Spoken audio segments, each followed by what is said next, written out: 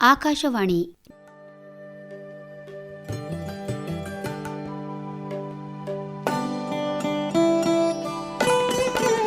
ನಮ್ಮ ಇಂದಿನ ಆರೋಗ್ಯ ಕಾರ್ಯಕ್ರಮದಲ್ಲಿ ಹಲ್ಲಿನ ಸಮಸ್ಯೆಗೆ ಚಿಕಿತ್ಸೆಗಳು, ಕಾರಣಗಳು ಹಾಗೂ ಪರಿಹಾರೋಪಾಯಗಳು ಈ ಕುರಿತು ಹೊಸಪೇಟೆಯ ದಂತವೈದ್ಯರಾದ ಶ್ರೀ ರಾಘವೇಂದ್ರ ಕಟ್ಟಿ ಅವರೊಂದಿಗೆ ಸಂದರ್ಶನ.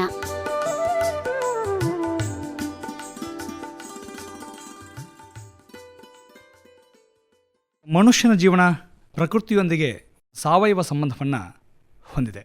ವಾತಾವರಣದಲ್ಲಿರುವಂಥ ವೈಪರೀತ್ಯಗಳು, ನಾವು ಸೇವಿಸುವಂಥ ಗಾಳಿ, ನೀರು, ಆಹಾರ ಇತ್ಯಾದಿ ಕಾರಣಗಳಿಂದ ಆರೋಗ್ಯದಲ್ಲಿ ವ್ಯತ್ಯಾಸ ಕಂಡುಬರ್ತದೆ. ಇಂದಿನ ಆಧುನಿಕ ಜೀವನಶೈಲಿ, ಒತ್ತಡದ ಬದುಕಿನಿಂದಾಗಿ ಆರೋಗ್ಯದ ಮೇಲೆ ವ್ಯತಿರಿಕ್ತವಾದಂಥ ಪರಿಣಾಮಗಳು ಕಾಣಿಸ್ತವೆ. ಹೀಗೆ ಕಾಣಿಸಿಕೊಳ್ಳುವ ಅನಾರೋಗ್ಯದ ತೊಂದರೆ, ಸಮಸ್ಯೆಗಳಿಗೆ ಪರಿಹಾರ ಕಂಡುಕೊಳ್ಳಲು ಮನುಷ್ಯ ನಿರಂತರವಾಗಿ ಪ್ರಯತ್ನ ಮಾಡ್ತಾನೇ ಬಂದಿದ್ದಾನೆ. ರೋಗಗಳು ಮನುಷ್ಯನಿಗೆ ಬರದೆ ಮರಕ್ಕೆ ಬರ್ತವ ಅನ್ನುವ ಗಾದೆ ಮಾತು ನಮ್ಮಲ್ಲಿ ಚಾಲ್ತಿಯಲ್ಲಿದೆ.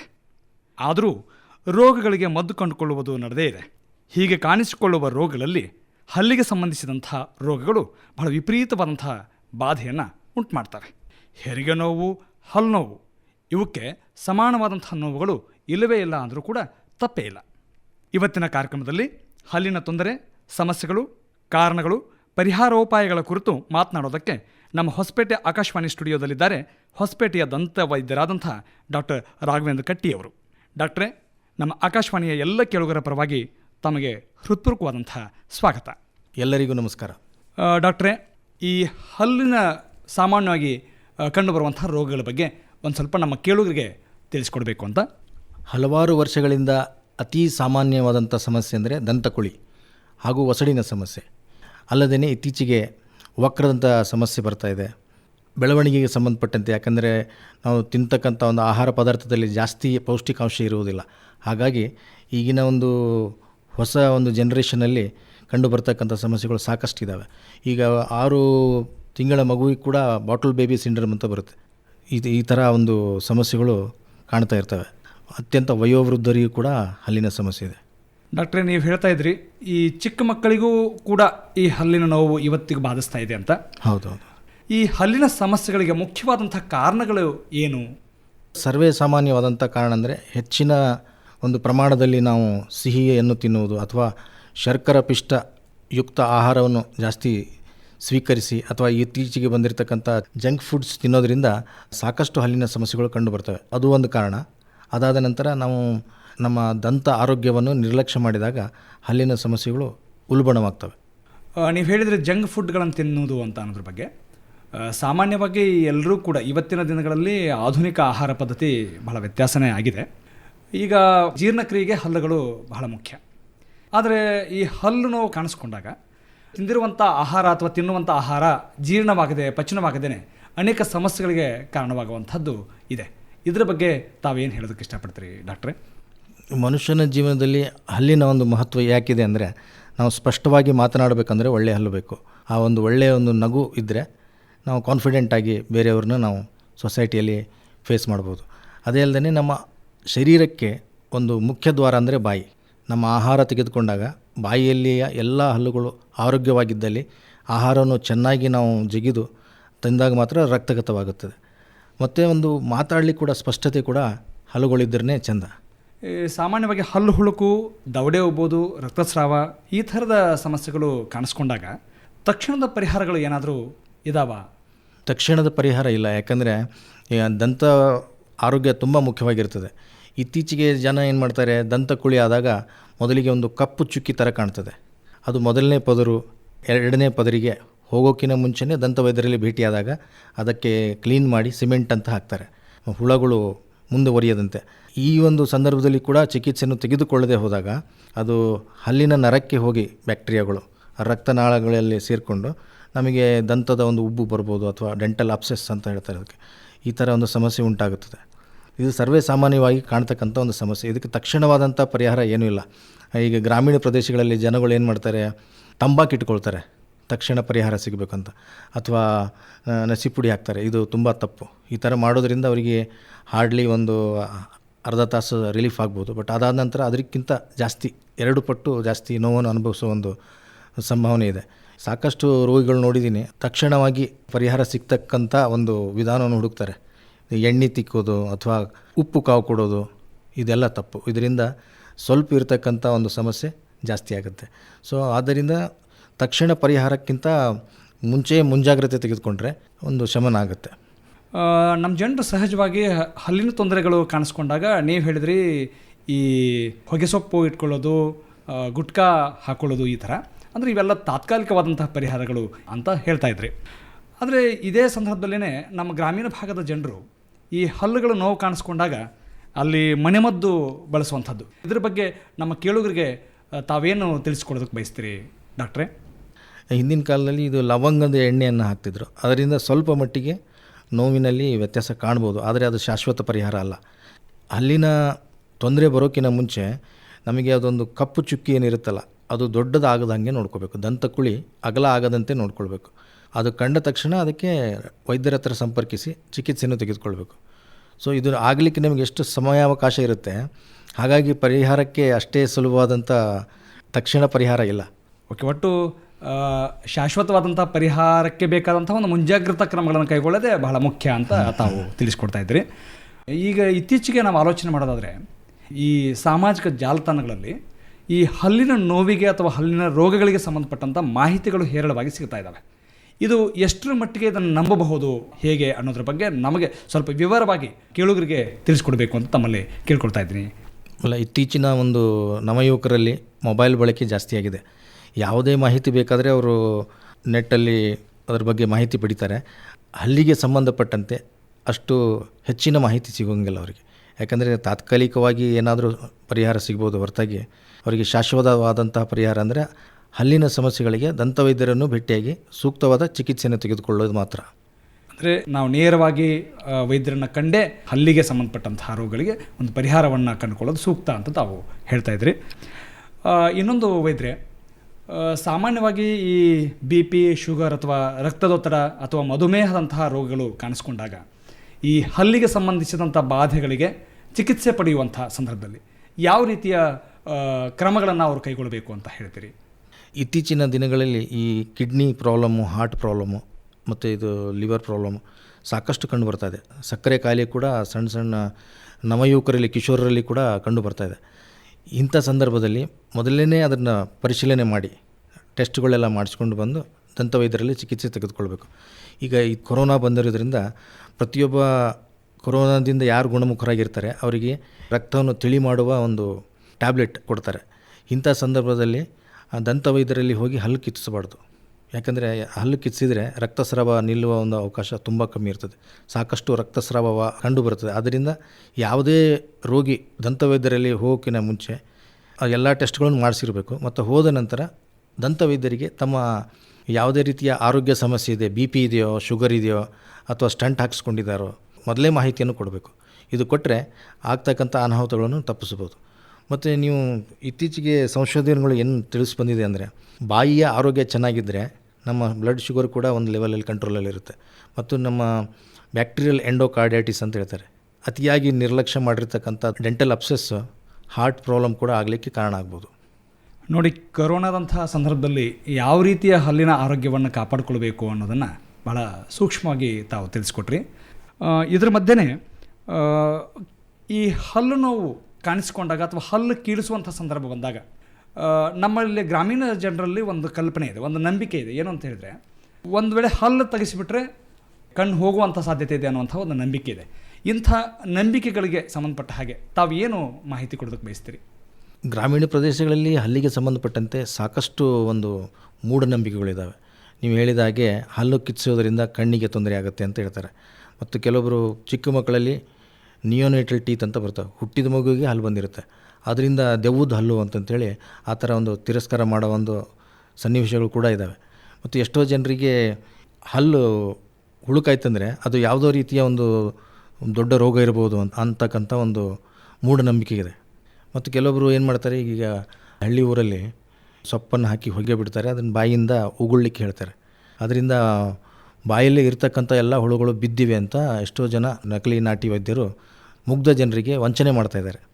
ಇದು ಸರಿಯಲ್ಲ. ಯಾಕಂದರೆ ಹಲ್ಲಿನಲ್ಲಿ ಇರ್ತಕ್ಕಂಥ ಎಲ್ಲ ಬ್ಯಾಕ್ಟೀರಿಯಾಗಳು ಎಲೆಕ್ಟ್ರಾನಿಕ್ ಮೈಕ್ರೋಸ್ಕೋಪಿಂದ ನೋಡಿದಾಗ ಮಾತ್ರ ಕಾಣಿಸ್ತವೆ, ಕಣ್ಣಿಂದ ಕಾಣ್ತಕ್ಕಂಥವಲ್ಲ.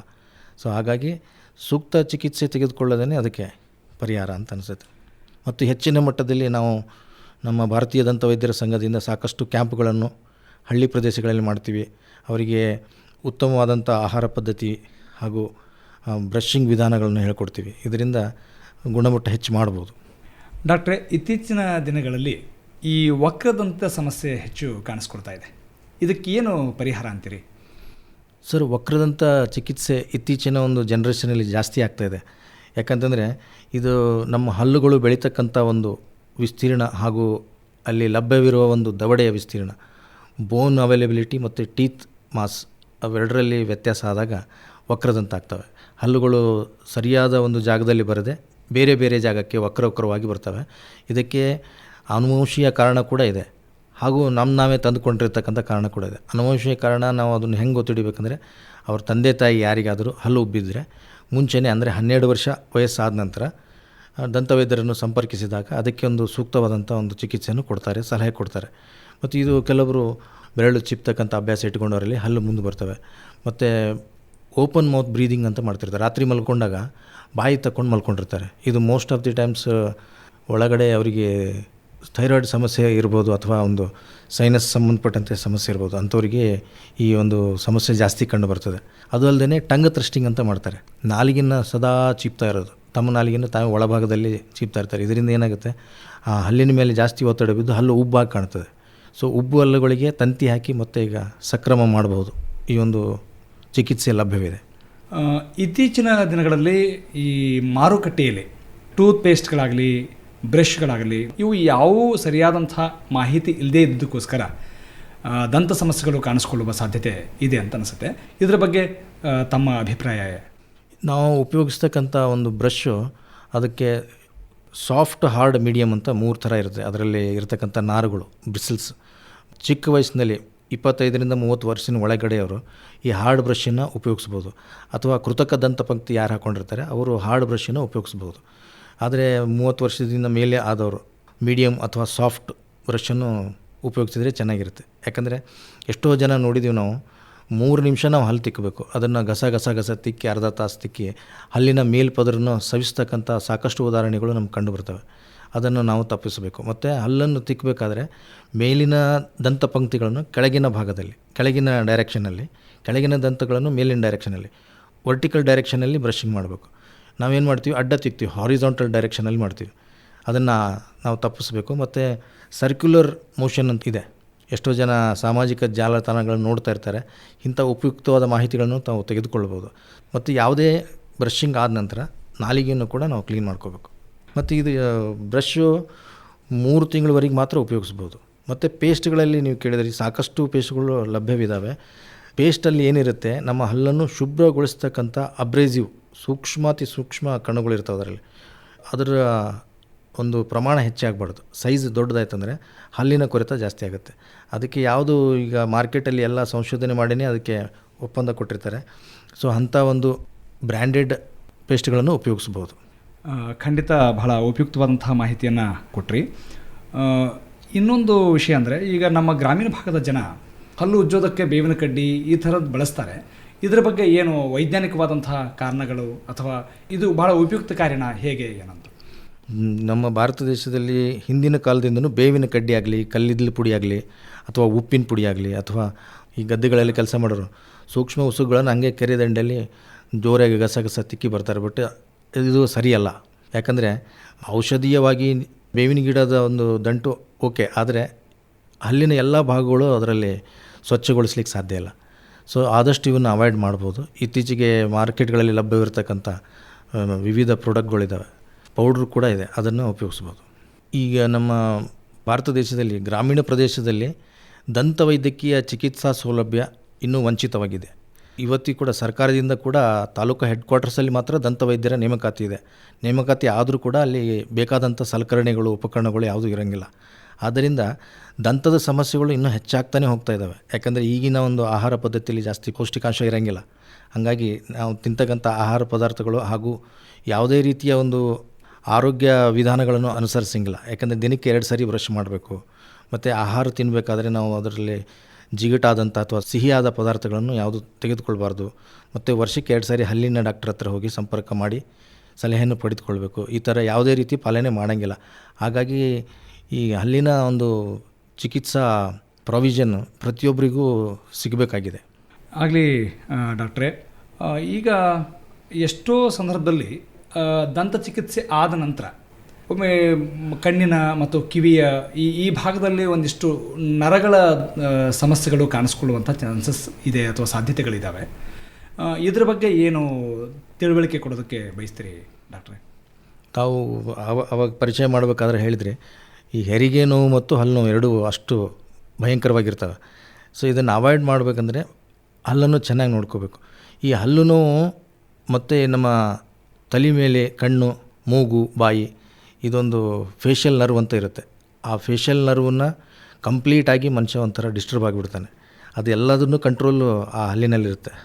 ಅಂದರೆ ಆ ಸಂವೇದನೆ ಹಲ್ಲು ನೋವು ಆದರೆ ನಿಮಗೆ ತಲೆನೋವು ಕೂಡ ಬರ್ಬೋದು, ಕಣ್ಣು ಬರ್ಬೋದು, ಕಿವಿ ನೋವು ಬರ್ಬೋದು. ಆದ್ದರಿಂದ ಹಲ್ಲಿನ ಒಂದು ಆರೋಗ್ಯ ತುಂಬ ಬಹಳ ಮುಖ್ಯವಾಗಿದೆ. ಒಟ್ಟಾರೆ ಹಲ್ಲು ಚೆನ್ನಾಗಿಟ್ಕೊಂಡಿವಿ ಅಂದರೆ ಈ ಕಿವಿ ನೋವು ಅಥವಾ ಕಣ್ಣು ನೋವು ಅಥವಾ ನರಗಳ ನೋವುಗಳು ಕಾಣಿಸ್ಕೊಳ್ಳುವಂಥ ಅನೇಕ ರೋಗಗಳು ಖಂಡಿತವಾಗಿ. ಯಾಕಂದರೆ ನಮ್ಮ ಬಾಯಿ ನಮ್ಮ ದೇಹದ ಒಂದು ಮುಖ್ಯ ದ್ವಾರ ಇದ್ದಾಗೆ. ಈಗ ನೀವು ಯಾವುದೇ ಒಂದು ಸಾಮಾನ್ಯ ಡಾಕ್ಟರ್ ಹತ್ರ ಹೋದರೂ ಮೊದಲಿಗೆ ಮಾಡಿರಿ ಅಂತಾರೆ. ಬಾಯಿ ಪರಿಶೀಲನೆ ಮಾಡಿ ನಿಮಗೆ ಜ್ವರ ಇದೆಯೋ, ನೆಗಡಿ ಇದೆಯೋ, ಯಾವ ಸಮಸ್ಯೆ ಇದೆ ಗೊತ್ತಿಡ್ತಾರೆ. ಯಾಕಂದರೆ ನಮ್ಮ ಬಾಯಿ ನೋಡಿಬಿಟ್ರೆ ಮನುಷ್ಯನ ಶರೀರದ ಒಂದು ಕನ್ನಡಿ ಇದ್ದಂಗೆ. ಬಾಯಿ ಆರೋಗ್ಯ ಚೆನ್ನಾಗಿದ್ದರೆ ಮನುಷ್ಯನ ಸಾಮಾನ್ಯ ಆರೋಗ್ಯ ಕೂಡ ಚೆನ್ನಾಗಿರ್ತದೆ. ಬಾಯಿ ಆರೋಗ್ಯ ಚೆನ್ನಾಗಿದ್ದರೆ ಇಡೀ ದೇಹದ ಆರೋಗ್ಯ ಚೆನ್ನಾಗಿರುತ್ತೆ. ಮೇನ್ ಗೇಟ್ ಅದು. ಖಂಡಿತ ಅದು ಬಹಳ ಉಪಯುಕ್ತವಾದಂತಹ ಮಾಹಿತಿ ಕೊಟ್ರಿ. ಒಟ್ಟಾರೆ ಹಲ್ಲಿನ ಆರೋಗ್ಯವನ್ನು ಕಾಪಾಡಿಕೊಳ್ಳೋದಕ್ಕೆ ನಮ್ಮ ಜನರಿಗೆ ತಾವು ಏನು ಸಲಹೆ ಕೊಡೋದಕ್ಕೆ ಬಯಸ್ತೀರಿ ಮತ್ತು ಯಾವ ರೀತಿಯ ಮುಂಜಾಗ್ರತಾ ಕ್ರಮಗಳನ್ನು ಜನರು ಕೈಗೊಳ್ಳಬೇಕು ಅನ್ನೋದನ್ನು ಸ್ವಲ್ಪ ತಿಳಿಸ್ಕೊಟ್ರೆ ತುಂಬ ಅನುಕೂಲ ಆಗುತ್ತೆ ಡಾಕ್ಟ್ರೆ. ನಾನು ಈಗ ಎಲ್ಲ ಕೇಳುಗರಿಗೆ ನಾನು ಹೇಳ್ತಕ್ಕಂಥ ಕೆಲವು ವಿಷಯಗಳೇನೆಂದರೆ, ಪ್ರತಿದಿನ 2 ಸಾರಿ ಹಲ್ಲನ್ನು ಉಜ್ಜಬೇಕು ಮತ್ತು 3 ತಿಂಗಳಿಗೊಮ್ಮೆ ಬ್ರಷನ್ನು ಬದಲಾಯಿಸಬೇಕು. ಪೇಸ್ಟ್ ಯಾವುದೇ ಇರಲಿ ಬಟಾಣಿ ಕಾಳಷ್ಟು ಮಾತ್ರ ಹಚ್ಕೋಬೇಕು, ಬೆಳಿಗ್ಗೆ 1 ಸಾರಿ, ರಾತ್ರಿ 1 ಸಾರಿ.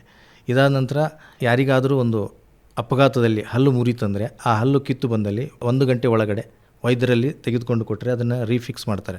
ಅಥವಾ ಹಲ್ಲು ಅಪಘಾತದಿಂದ ಅರ್ಧಕ್ಕೆ ಕಟ್ಟಾಗಿತ್ತಂದರೆ ದಂತ ವೈದ್ಯರನ್ನು ತಕ್ಷಣವೇ ಸಂಪರ್ಕ ಮಾಡಿದಲ್ಲಿ ರೂಟ್ ಕೆನಾಲ್ ಟ್ರೀಟ್ಮೆಂಟ್ ಅಂತ ಮಾಡಿ ಅದನ್ನು ಉಳಿಸಿಕೊಡ್ತಾರೆ. ಸೊ ಈಗಿನ ಕಾಲದಲ್ಲಿ ಎಲ್ಲ ಆಧುನಿಕ ಒಂದು ಚಿಕಿತ್ಸಾ ಸೌಲಭ್ಯಗಳು ಲಭ್ಯವಿದ್ದಾವೆ. ಹಲ್ಲನ್ನು ಕಿಚ್ಚೋ ಬದಲು ರೂಟ್ ಕೆನಾಲ್ ಚಿಕಿತ್ಸೆ ಮಾಡಿ ಹಲ್ಲನ್ನು ಉಳಿಸಬಹುದು. ಮತ್ತು 6 ತಿಂಗಳಿಗೆ 1 ಸಾರಿ ಆದರೂ ದಂತ ವೈದ್ಯರನ್ನು ಸಂಪರ್ಕಿಸಿ. ಯಾಕಂದರೆ ನಾವು ಬ್ರಷ್ ಮಾಡದೆ ಹೋದಾಗ ಹಲ್ಲಿನ ಸಂದುಗಳಲ್ಲಿ ಟಾರ್ಟಾರ್ ಕ್ಯಾಲ್ಕುಲಸ್ ಅಂತ ಸುಣ್ಣ, ಪಾಚಿ ಅಂತ ಏನು ಕರಿತೀವಿ ಅದೆಲ್ಲ ಜಮಾ ಆಗ್ತದೆ. ನಿಯಮಿತವಾಗಿ ನಾವು ಅದನ್ನು ಸ್ವಚ್ಛಗೊಳಿಸ್ತಾ ಇರಬೇಕು. ಇದನ್ನು ಕಾಪಾಡಿ ಮತ್ತು ತಂಬಾಕಿನ ಉಪಯೋಗವನ್ನು ಬಿಟ್ಟು ಬಿಡಬೇಕು ಎಲ್ಲರೂ. ಯಾಕಂದರೆ ಇತ್ತೀಚಿನ ನವಯುವಕರು ತಂಬಾಕು, ಸಿಗರೇಟ್ ಆಗಲಿ ಅಥವಾ ಗುಟ್ಕಾಗಲಿ ಅದರ ಸೇವನೆಯಿಂದ ರೋಗಗಳು ಜಾಸ್ತಿ ಆಗ್ತಾಯಿದೆ. ಕ್ಯಾನ್ಸರ್ ರೋಗ ಹೆಂಗೆ ಕಾಣ್ತದೆ ಅಂದರೆ, ಬಾಯಿಯಲ್ಲಿ ನಮ್ಮ ಒಸಡು ಹಾಗೂ ಸುತ್ತಮುತ್ತಲಿನ ಒಂದು ಅಂಗಾಂಶದ ಒಂದು ಬಣ್ಣ ಪಿಂಕ್ ಕಲರ್ ಆಗಿರಬೇಕು. ಅದು ಪಿಂಕ್ ಕಲರ್ ಬದಲಿ ಬಿಳಿಯ ಬಣ್ಣ ಆಗಿರ್ತದೆ ಅಥವಾ ಬೇರೆ ಒಂದು ಬಣ್ಣಕ್ಕೆ ಬದಲಾಗಿರ್ತದೆ. ಇದು ಮೊದಲನೇ ಒಂದು ಚಿಹ್ನೆ.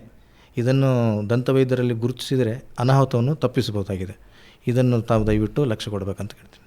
ಕೇಳುಗರೆ, ಇದುವರೆಗೂ ವೈದ್ಯರೊಂದಿಗೆ ನಡೆಸಿದಂಥ ಸಂದರ್ಶನದಲ್ಲಿ ದಂತ ವೈದ್ಯರಾದಂಥ ಡಾಕ್ಟರ್ ರಾಘವೇಂದ್ರ ಕಟ್ಟಿಯವರು ಹಲ್ಲಿನ ಸಮಸ್ಯೆಗಳು, ಕಾರಣಗಳು, ಪರಿಹಾರೋಪಾಯಗಳು ಇತ್ಯಾದಿ ಸಂಗತಿಗಳ ಕುರಿತು ವಿವರವಾಗಿ ನಮಗೆ ತಿಳಿಸಿಕೊಟ್ರು.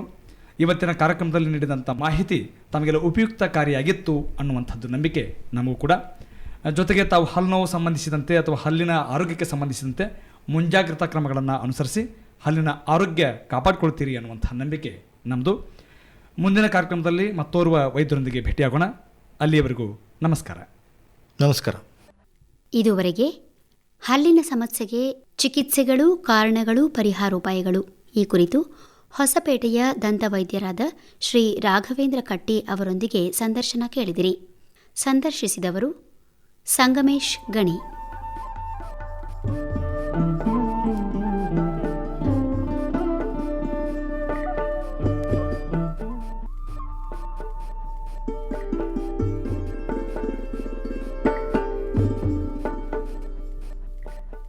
ಇನ್ನು ಕೃಷಿ ವಿಜ್ಞಾನಿಗಳಾದ ಶಿಲ್ಪಾ ಅವರಿಂದ ಕಿರುಧಾನ್ಯಗಳ ಕುರಿತು ಮಾಹಿತಿ. ಬದಲಾಗುತ್ತಿರುವ ಜೀವನ ಶೈಲಿ, ಅತಿಯಾದ ಎಣ್ಣೆ ಪದಾರ್ಥಗಳ ಸೇವನೆ ಹಾಗೂ ಉಪ್ಪು, ಸಕ್ಕರೆಗಳಿಂದ ತಯಾರಿಸಿದ ಆಹಾರ ಪದಾರ್ಥಗಳನ್ನು ಹೆಚ್ಚು ಸೇವಿಸುವುದರಿಂದ ಅತಿ ಚಿಕ್ಕ ವಯಸ್ಸಿನಲ್ಲಿಯೇ ರಕ್ತದೊತ್ತಡ, ಸಕ್ಕರೆ ರೋಗ, ಹೃದ್ರೋಗ ಮುಂತಾದ ಕಾಯಿಲೆಗಳು ಕಾಣಿಸಿಕೊಳ್ತಾ ಇವೆ. ಈ ರೋಗಗಳನ್ನು ಹತೋಟಿಯಲ್ಲಿಡಲು ಕಿರುಧಾನ್ಯಗಳ ಉಪಯೋಗ ಒಂದು ವರದಾನವಾಗಿ ಪರಿಣಮಿಸಿದೆ. ನವಣೆ, ಸಜ್ಜೆ, ಸಾವಿ, ರಾಗಿ, ಬರಗು, ಊದಲು ಈ ವರ್ಗಕ್ಕೆ ಸೇರುತ್ತವೆ. ಈ ಕಿರುಧಾನ್ಯಗಳ ವಿಶೇಷ ಗುಣಗಳೆಂದರೆ ನಾರಿನಂಶ ಹಾಗೂ ಲವಣಾಂಶ ಹೆಚ್ಚಾಗಿದ್ದು ನಿಧಾನವಾಗಿ ಜೀರ್ಣವಾಗುತ್ತವೆ. ಇದರಿಂದ ಮಧುಮೇಹ, ರಕ್ತದೊತ್ತಡ, ಹೃದಯಘಾತ ಹಾಗೂ ಬೊಜ್ಜು ಮೈಯುಳ್ಳ ರೋಗಿಗಳಿಗೆ ಇದು ಉತ್ತಮ ಆಹಾರವಾಗಿದೆ. ತೃಣಧಾನ್ಯಗಳು ಅಕ್ಕಿ, ಗೋಧಿಗಿಂತ 4-5 ಪಟ್ಟು ಹೆಚ್ಚಿನ ಪ್ರಮಾಣದಲ್ಲಿ ಸಸಾರಜನಕ, ಜೀವಸತ್ವ, ನಾರಿನಾಂಶ ಮತ್ತು ಖನಿಜಗಳನ್ನು ಹೊಂದಿವೆ. ಪೋಷಕಾಂಶ ಮತ್ತು ಆರೋಗ್ಯದ ದೃಷ್ಟಿಯಿಂದ ಗೋಧಿ, ಅಕ್ಕಿ, ಜೋಳಕ್ಕಿಂತಲೂ ಸಹ ಕಿರುಧಾನ್ಯಗಳು ಹೆಚ್ಚು ಉಪಯುಕ್ತವೆನಿಸಿವೆ. ವಾತಾವರಣ ವೈಪರೀತ್ಯಗಳನ್ನು ತಾಳಿಕೊಂಡು ದನಕರುಗಳಿಗೆ ಮೇವು ಕೊಟ್ಟು ರಾಸಾಯನಿಕಗಳ ಹೆಚ್ಚಿನ ಬಳಕೆಯಿಲ್ಲದೆ ಬೆಳೆದು ಪೋಷಕಾಂಶಗಳನ್ನು ಒದಗಿಸುವ ವಿಶೇಷತೆಯನ್ನು ಈ ತೃಣಧಾನ್ಯಗಳು ಹೊಂದಿವೆ. ಈ ಕಾಳುಗಳು ಉಳಿದ ಆಹಾರ ಧಾನ್ಯಗಳಿಗಿಂತ ಸಣ್ಣ ಮತ್ತು ಗಟ್ಟಿಯಾಗಿರುವ ರಾಗಿ ಕಾಳು ಕೆಂಪು ಅಥವಾ ಕಂದು ಬಣ್ಣದಿಂದ ಕೂಡಿದ್ದು 7.8% ಪ್ರೋಟೀನ್ ಹೊಂದಿದೆ. ರಾಗಿಯ ವಿಶೇಷತೆ ಎಂದರೆ ಅದರಲ್ಲಿ ಹೆಚ್ಚಿನ ಪ್ರಮಾಣದ ಸುಣ್ಣ, ಲೋಹ, ಪೊಟ್ಯಾಷಿಯಂ ಹಾಗೂ ಕಡಿಮೆ ಪ್ರಮಾಣದ ಸೋಡಿಯಂ ಇದೆ. ಸಣ್ಣ ಕಾಳುಗಳಲ್ಲಿ ಕಾರ್ಬೋಹೈಡ್ರೇಟ್ಸ್ ಸಂಯುಕ್ತ ರೂಪದಲ್ಲಿರುತ್ತವೆ. ಈ ಧಾನ್ಯಗಳಿಂದ ತಯಾರಿಸಿದ ಪದಾರ್ಥಗಳ ಸೇವನೆಯಿಂದ ದೇಹದಲ್ಲಿ ಶರ್ಕರ ಪಿಷ್ಟ ನಿಧಾನವಾಗಿ ಜೀರ್ಣವಾಗುತ್ತಾ ದೀರ್ಘಕಾಲದವರೆಗೆ ನಿತ್ಯ ಚಟುವಟಿಕೆಗಳಿಗೆ ಶಕ್ತಿಯನ್ನು ನೀಡುತ್ತದೆ. ಆದ್ದರಿಂದಲೇ ಹೆಚ್ಚು ಶ್ರಮಜೀವಿಗಳಿಗೆ, ಕಾರ್ಮಿಕರಿಗೆ, ರೈತರಿಗೆ, ಕ್ರೀಡಾಪಟುಗಳಿಗೆ ಅಲ್ಲದೆ ಸಕ್ಕರೆ ಕಾಯಿಲೆ ಇರುವಂತಹವರಿಗೆ ಇದು ಸೂಕ್ತವಾದಂಥ ಆಹಾರವಾಗಿದೆ. ಕಿರುಧಾನ್ಯಗಳಲ್ಲಿ 10-15% ನಾರಿನಂಶ ಕೂಡ ಇದೆ. ಆದ್ದರಿಂದ ಇದು ಪಚನ ಕ್ರಿಯೆಗೆ ಸಹಾಯ ಮಾಡುತ್ತದೆ. ಮೂಲವ್ಯಾಧಿ ಕಾಯಿಲೆ ಕೂಡ ಬರೋದಿಲ್ಲ. ಅಲ್ಲದೆ ರೋಗ ನಿರೋಧಕ ಶಕ್ತಿಯಿಂದಾಗಿ ಅನೇಕ ಸೋಂಕು ರೋಗಗಳನ್ನು ಕೂಡ ಇದರಿಂದ ತಡೆಗಟ್ಟಬಹುದು. ರಾಗಿಯ ಸೇವನೆ ಮಕ್ಕಳ ಬೆಳವಣಿಗೆಗೆ ಕೂಡ ಪೂರಕವಾಗಿದೆ. ನಂತರದ ವಯಸ್ಸಿನಲ್ಲಿ ಮೂಳೆ ಟೊಳ್ಳಾಗುವುದನ್ನು ತಪ್ಪಿಸಲು ಕೂಡ ಇದು ಸಾಧ್ಯ. ಇದರಿಂದಲೇ ನಮ್ಮ ಹಿರಿಯರು ಮಕ್ಕಳಿಗೆ 6 ತಿಂಗಳಿಗೆ ರಾಗಿ ಮಾಲ್ಟ್ ಹಾಗೂ ಗಂಜಿನ ತಿನ್ನಿಸುವಂಥ ಅಭ್ಯಾಸವನ್ನು ಇಟ್ಕೊಂಡಿದ್ದಾರೆ. ಪುರಾತನ ಕಾಲದಿಂದಲೂ ಮಧುಮೇಹ ಗುರುತಿಸಿದ ತಕ್ಷಣ ಅಕ್ಕಿಯ ಬದಲಿಗೆ ನವಣೆ ಅನ್ನ ಸೇವಿಸುವುದು ಒಂದು ವಾಡಿಕೆಯಾಗಿದೆ.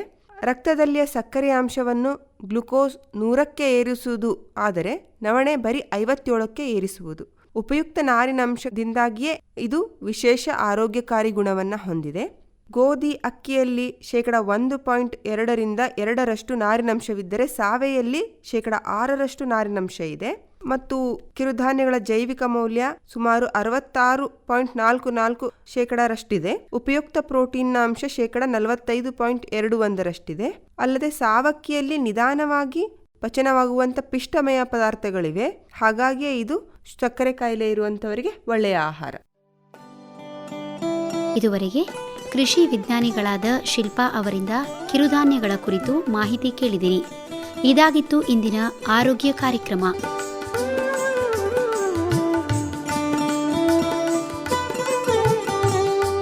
ಇದು ಆಕಾಶವಾಣಿ ಹೊಸಪೇಟೆ ಕೇಂದ್ರದ ಕೊಡುಗೆ.